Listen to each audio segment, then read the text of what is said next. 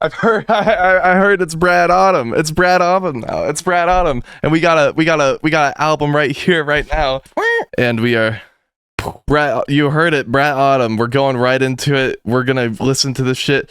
Other reaction on before this. The other reaction is out. If you want to see the whole unedited version, if you want to hear all the songs in their entirety, down below, $2 Patreon, the join button also there, and subscribe if you want to catch the live streams in the future. But today, it's time to get Brat once again. Starting with track number 1, 360, featuring Robyn and Young Lean.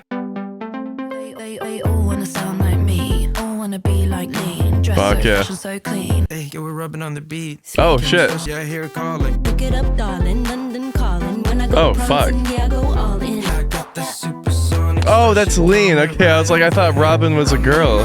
Fucking Lean's doing what he's doing. I started so young, I didn't even have email. Now my lyrics on your boobie. Oh fuck yeah. Okay. Yeah, this one's grown since the first time, like the only time I listened to it.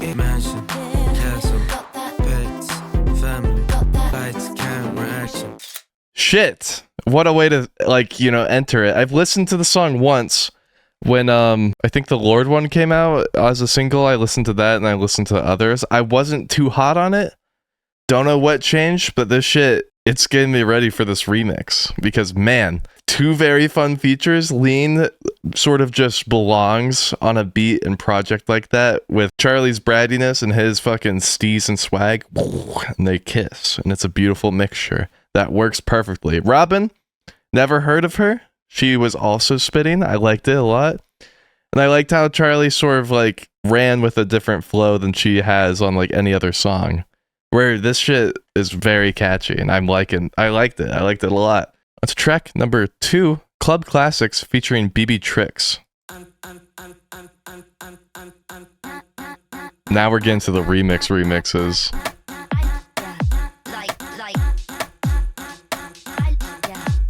Those kicks. Oh shit. Oh shit, cool.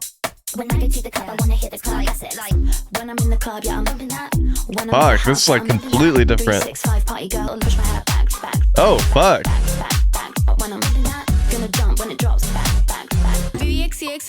Oh shit. I already know she's putting that shit down. Oh shit.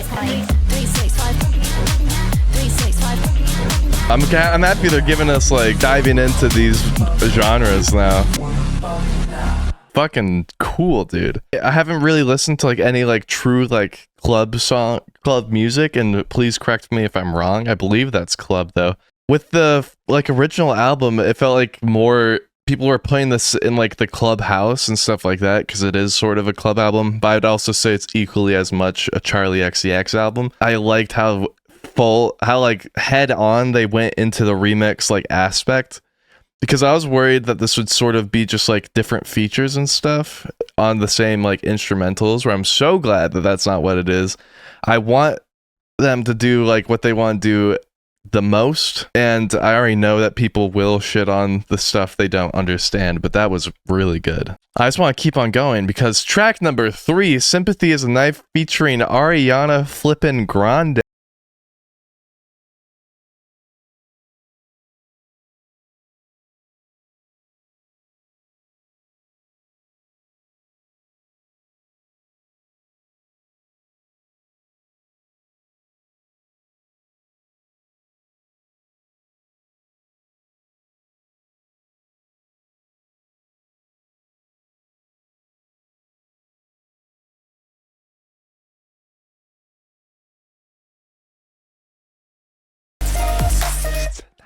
Oh, what the fuck? Holy shit. What a remix, am I right? Okay, shit. That was incredible.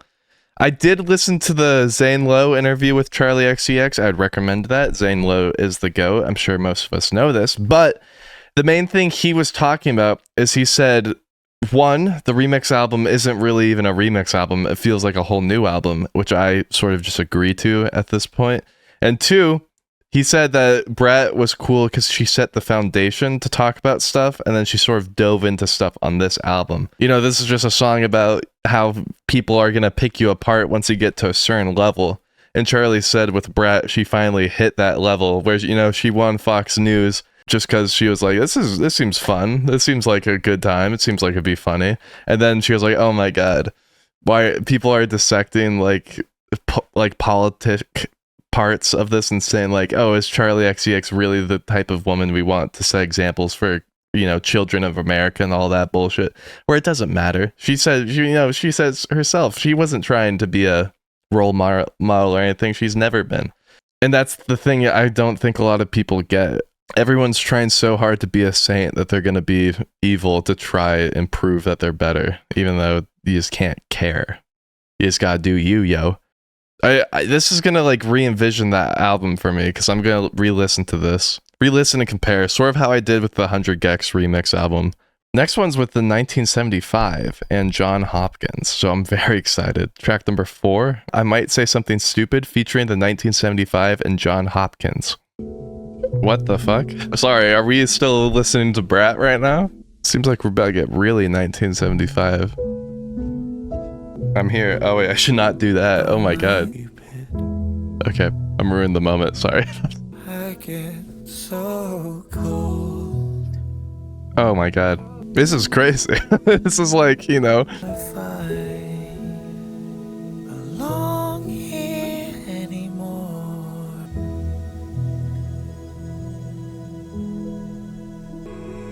Dude, what the fuck? This is insane. Putting my skin into anything. Oh my God. I can't even pinpoint how I feel about this.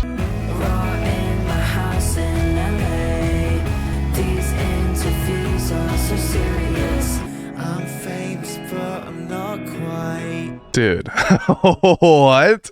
That was fucking awesome. First thoughts at the start, I was like, you know, first off, where are we? What the fuck? Then Healy started to break it down. I like how slowly it started. I like Maddie Healy's verse, but Charli xcx's verse at the end really tied everything together. And this was like what I was just talking about. This is her sort of responding to the blow up of Brat and all that.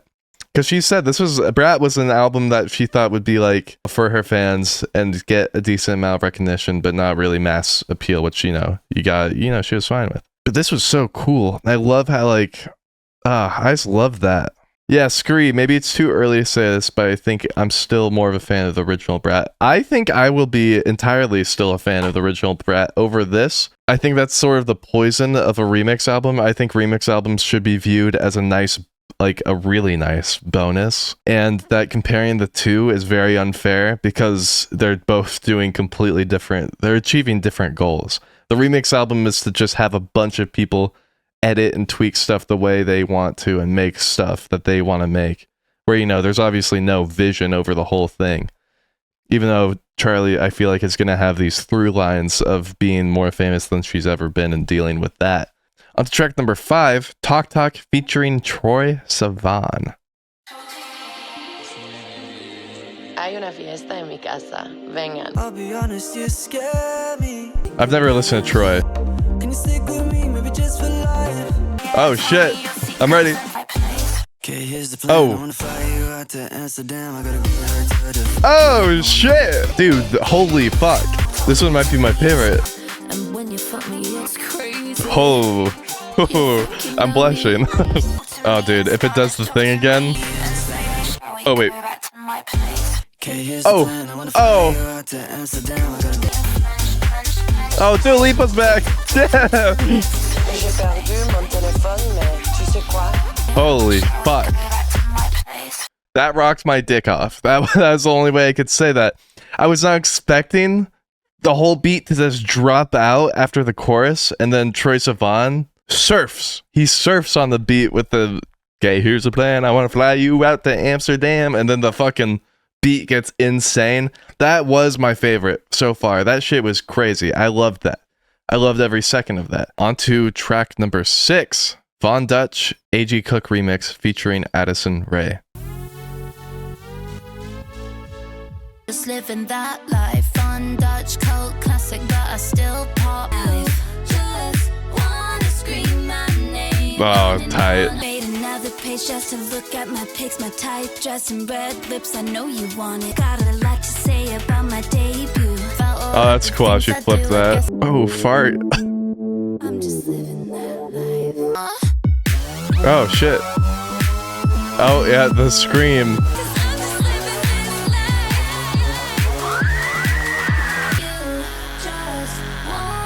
Dude, this is like amazing. Sweet. That was another one where I saw people.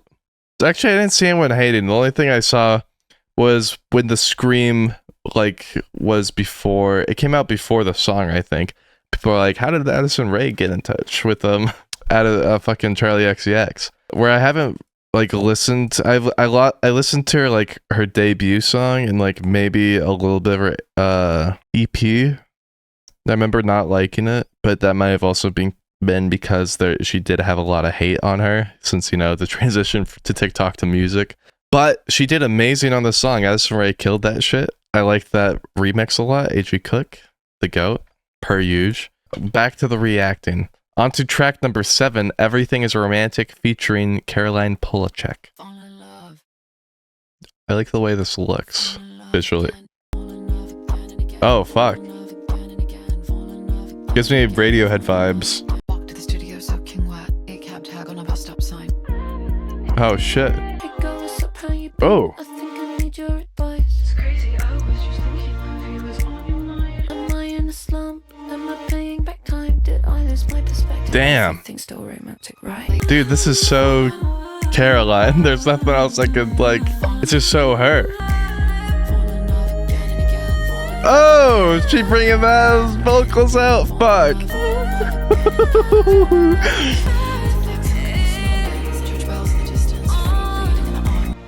Oh shit, dude. Stringed instruments. I'm busting. Oh.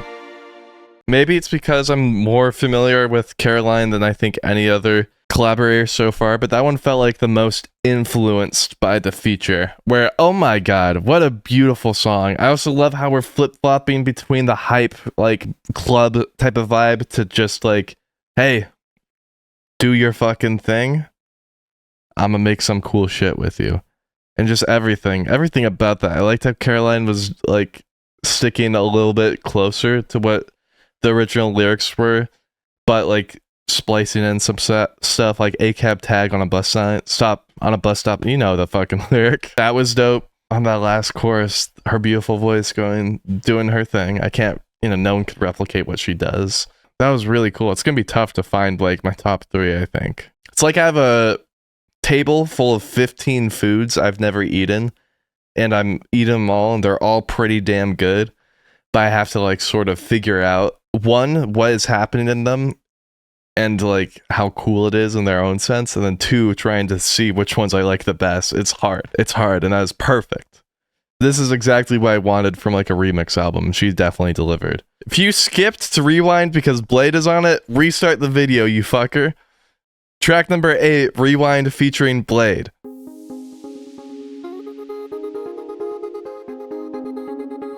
I just wanna rewind, wanna turn back time. Maybe I need a reality check. Sometimes no, I just gotta say less. I must confess, I'm under stress, I'm under pressure. Oh, fuck yeah. I'm 6 feet underneath myself. Sometimes no, I just gotta say less. Wanna see my face all up in the press. When I don't, sometimes I get a little depressed. My mind is split, I like to bills, I pay for everything myself. I wanna rewind on the I've always loved this part in the original song, so I'm excited to see what they do. Whoa. Sick. I will say I am satisfied. It did not under-deliver, and it wasn't like blow your socks off amazing, but it was like everything I could sort of ask for a collaboration between these two. Bladee had one funny line. Bladee was being really like, serious, sort of giving you a window of where he's at right now. This will give people who are like, what the fuck is he going through right now? To where, unsurprisingly, not very much good things, sadly enough, And that last line, 360, find a way to deal with shadow spreads across the field. I want to rewind on the reel. That part is enough for me to be like, this was a fucking good song I will re-listen to time and time again. Blade not singing on beat. Classic. I'm not ready for this. I am. Oh, never mind. I just looked at the song and yeah, I'm not. Fuck. Okay. Track number 9, So I featuring A.G. Cook. Rest in peace, Sophie, as always.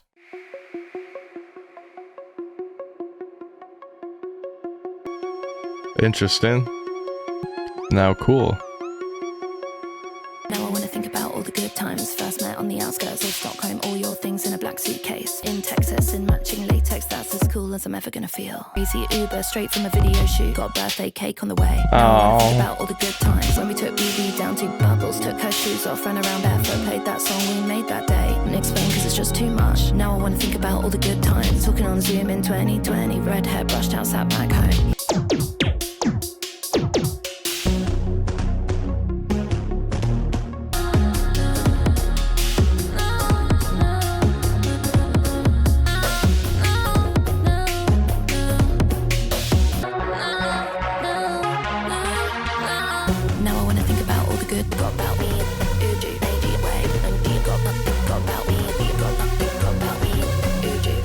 This is interesting. You know, it dives really into AG's part.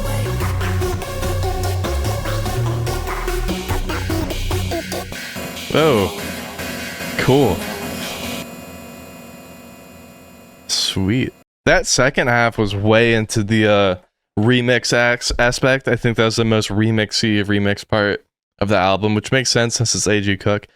And I love how this one and the song from Brat directly sort of tell a story. First one is reminiscing and sort of grieving through the death of Sophie, and this one's more of a celebration of her, which I think is very beautiful. Very, very sweet to see her reminisce and, you know, think of specific times and stuff like that.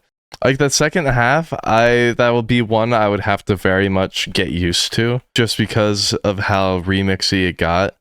Where I thought that like a lot of them would be like super insane and like not fucked up but crazy, like 100 Gex got, like with an injury reserve feature, they fucked shit up on that, where I still don't even really like that song. Like I'll play a second of it for you guys.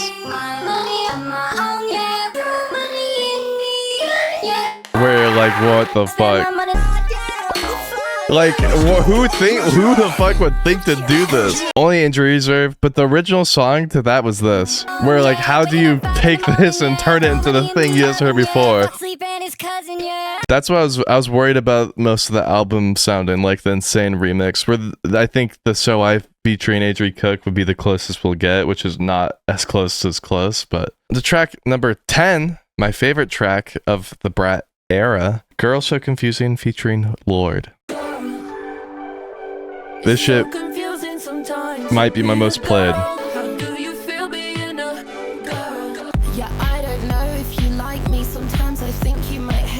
don't even know the full story behind this song, I'll be real. The original song was about Lorde. Oh wait, never mind, I got the full picture now, just like.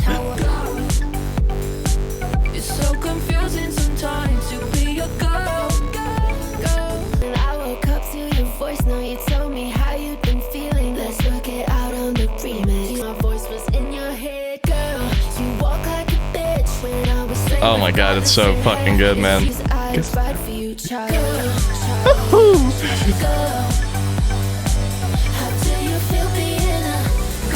What a fucking song, man. Might still be my favorite. Not only because it sounds fucking incredible, but now that I fully get the story behind it, what a beautiful thing to put on stage for the world. Just seeing two people hash it out. Two people where people think that people that are as famous as these people aren't people, and then it shows that these people are still very much people with their own people problems with one another that us quote-unquote regular folk as people have. What a fucking good, like, just what a time, man. Track number 11, Apple featuring the Japanese House. What the fuck? Already? Yeah, this is crazy. I was expecting the fucking...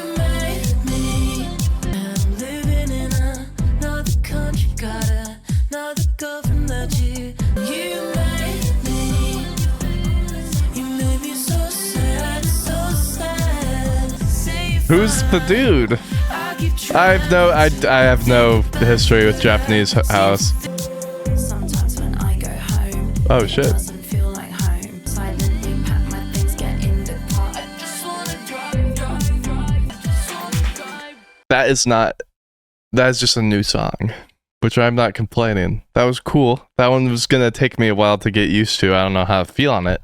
That's sort of it. Doesn't sound like Apple, not complaining just because I'll speak for myself, but I'm a little annoyed whenever that comes on my TikTok feed now. That's the one shame about this album is that, you know, I haven't listened to it that much because I've heard it everywhere else. Like, give it a rest on all social media so I could bring it back to life on my Spotify page, man. On to track number 12, B2B featuring Tinashe. Or Tinashe, I don't know. Back to back to back to back to back to back to back. 15 countries in 4 days and Oh, damn. after I get off stage, I'm on They stage gave shooting verses to back. Tinashe, wanna do this song. Oh, 2 fuck. days later, got the vocals cut. Oh my god, we really blew the fuck up. The way my ass look in these jeans, I'm about to throw it back. Oh, shit. Okay. They wanna be like me, can't even blame them for it. Didn't come out of nowhere. Back to back to back to back to back.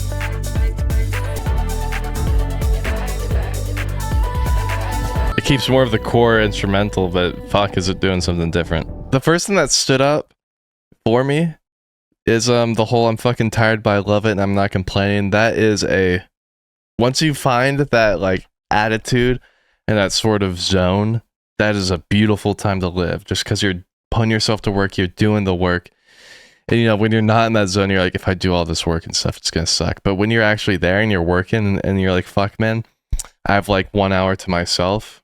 Even in that hour, you're like, I'm sort of good. I'm satisfied right now. Like I guess I could play a video game, but I would rather just like, you know, get to bed of like an hour earlier than I do. That's something I related with. I also like how subtle it is to take out the back to back to back to you. That to you part gone, eradicated, because it's about her getting on her grind shit, not about no other person no more. Which I like that. And Tinashe, she did a beautiful part. I liked it a lot. And I like how they referenced Boom Clap. On to track number 13, Mean Girls featuring Julian, Casablancas. Take it away, Stroker. What? Once for all my mean girls. This one for the ones who love Dude.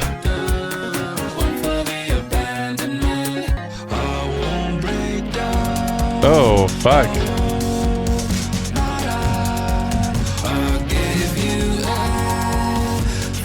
Alright, man. He's doing some crazy shit, man. This one's for us. This one's for all my mean girls. This one's for us. I took the abuse. I done all my pills. Dude. I'm seeing Jesus. This one, this one, this one, this one's for all my mean girls. This one's for Come on then, Julian. I played this game before for the abandoned.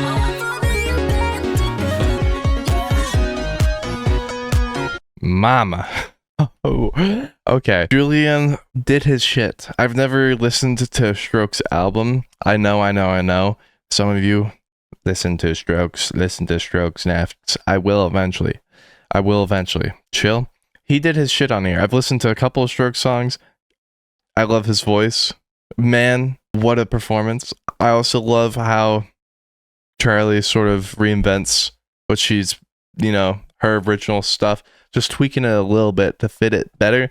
And the song is just incredible. I like that a lot more than I thought I would. Another Zayn low point that was made in the interview is that Charli was so vulnerable on the original album that it gave the people all on this project the ability to be as vulnerable as they want and to express what they're going with and their issues. Done with everyone, but especially done here. And I like that a lot. Man. Track number 14, I Think About It All the Time, featuring Bon Iver. I forgot, I don't know if that's how you pronounce his name, but I don't know.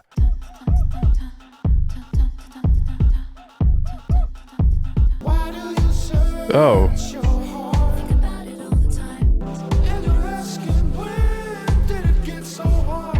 Shit. Next thing, 3 years have gone by.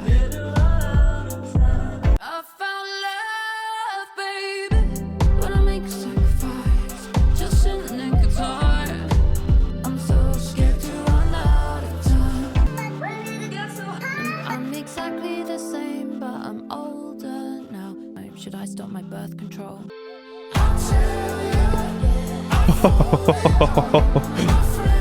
Oh.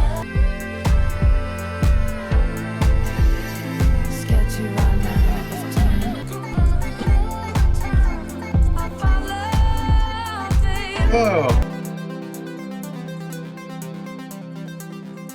Oh my god, are you shitting me? This one is my favorite. The elements that he brought in were like, they worked so weirdly well, and it all sounded like just so raw. I didn't know we could get more honest, but here we are being like completely honest. And like even the same lines, like the whole verse too of like, so we had the conversation on the way home, should I stop my birth control? That had such a bigger impact on this song for whatever reasons. And just the beauty of it all. Oh my god, dude. This is my favorite one. Sorry, Shygirl and Billie Eilish. I haven't listened to Shygirls, but this is definitely my favorite. Hands down. Track number 15, 365, featuring Shygirl. We're going heavy back into that club type beat. 365, I go. 365, I go. 365, I go. I go, I go, I go, I go, I go, I go, I go, I go, I go, I go, I go, I go, I go. 365, I go. Oh my god. Too hot when I sweat, just lick me. Touch and squeeze and the baseline hits me. Oh my god. No one ever go home, don't sleep, don't. 365, I go. Oh damn it, you got edge me like that? Oh shit. There it is. What a cool way to remix that one. I liked 365 like a lot beforehand, and this one I liked a lot too. It's just, I just want to hear this big and loud at a party or the club. So they succeeded in their mission. Track number 16, Guest, featuring Billie Eilish. Hey Billie, you there? I've heard this one too. Is it pretty in pink or all see through? This one sounds really good, but I have my thoughts. I think the monotone Billie Eilish hits on it to a scary extent. Charli likes boys, but she knows I'd hit it.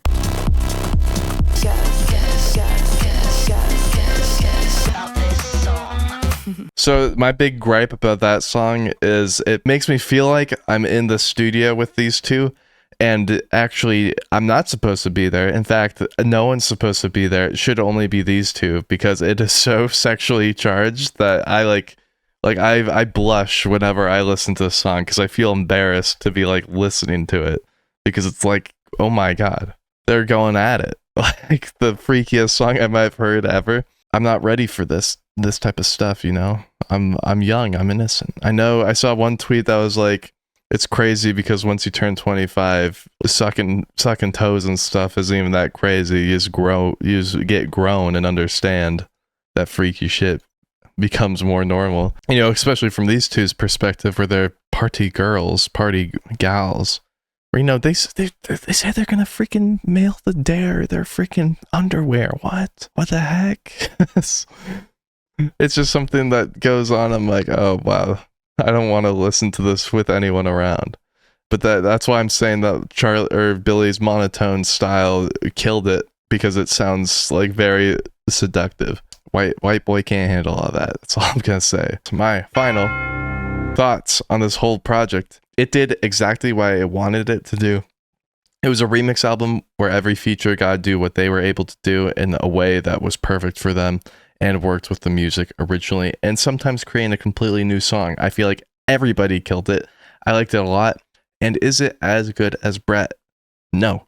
And that's completely okay. It's a remix album. Don't compare the two. I know it's really hard to not because one is directly from another, but let them be their separate things.